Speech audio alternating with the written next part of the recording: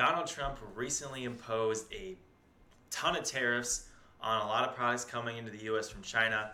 I'm going to break down exactly what those tariffs are and then tell you what a lot of the big sellers are going to be doing to get around these tariffs. Now, I'm not telling you all of these methods are legal, but I promise you they're going to be happening a lot because the tariffs are getting kind of steep. So, immediately a week ago, when Donald Trump announced these tariffs, he imposed a 10% tariffs on a lot of products coming in. It's about half of the products coming into the US from China.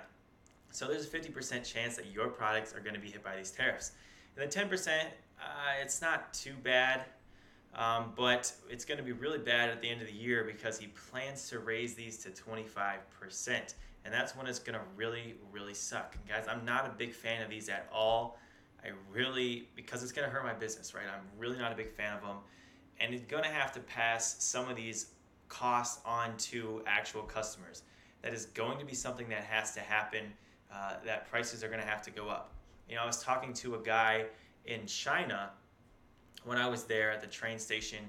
He was there sourcing products for his company, which they sell four-wheelers, they sell ATVs, they sell motorcycles. That's the kind of stuff they sell. And they also sell those on Amazon. And his profit margins on his products are only at 25%. And these tariffs are going to be 25%. And so he's looking down at his numbers, and there's no money left after the tariffs come in. And so he was actually there trying to move his production facilities to Taiwan. He's looking at some facilities there in Taiwan because these tariffs aren't going to impact any products coming from other countries.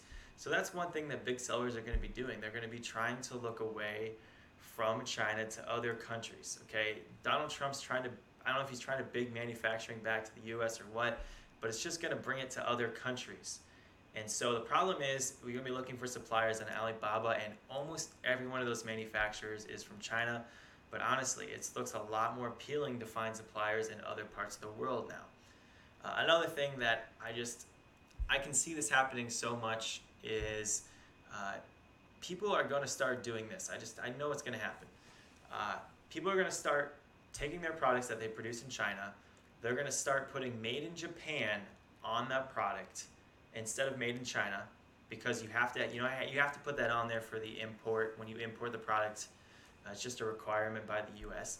And then they're going to take their product from China, they're going to ship it to Japan, and then they're going to ship it from Japan to the US.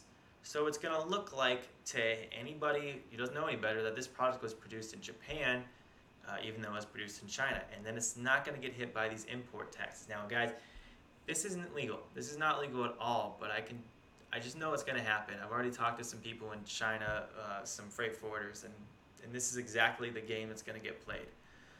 One other thing that's going to happen is, it's already happening, but it's going to happen probably more, is people are going to take the invoice that they send to customs, because your freight forwarder, they have to have an invoice to tell customs, how much money did you spend on this product, how many units are in those boxes, what's in those boxes, and they're going to start manipulating them even more.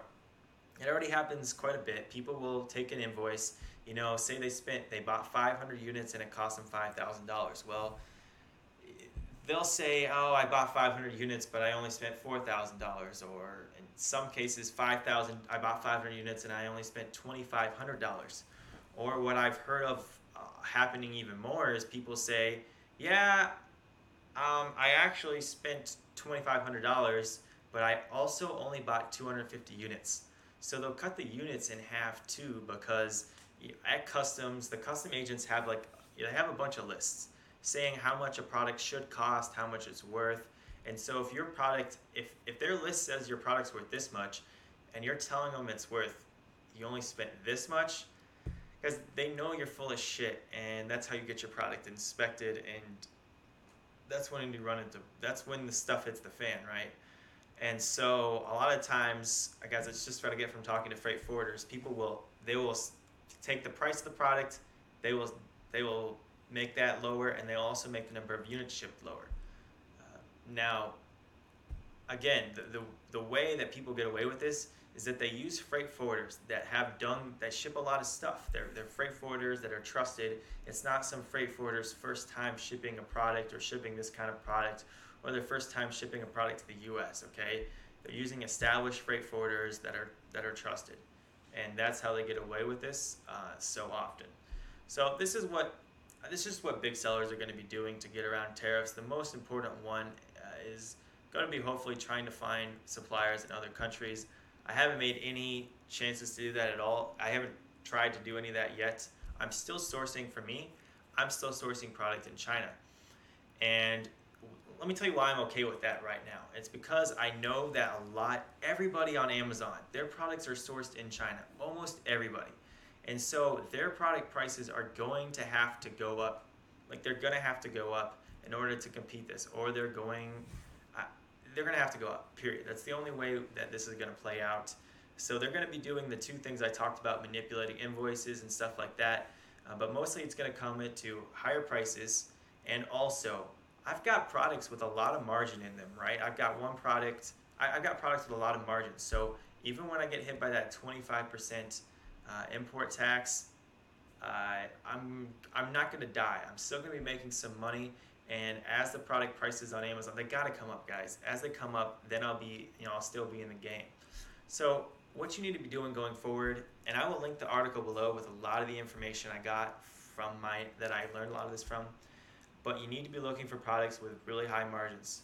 That's the number one thing. Products with high margins. You're going to need to be innovative to get that. And I've already told you everything else to know. But if you guys want to see how my first private label product ever went, I'll put a link to this here. I think it's one of the most honest videos I've been able to put together, because it's not always butterflies and rainbows when you put out that first product. I'll see you guys in the next video. Please hit that subscribe button. Guys, I love you. Thank you so much for being here.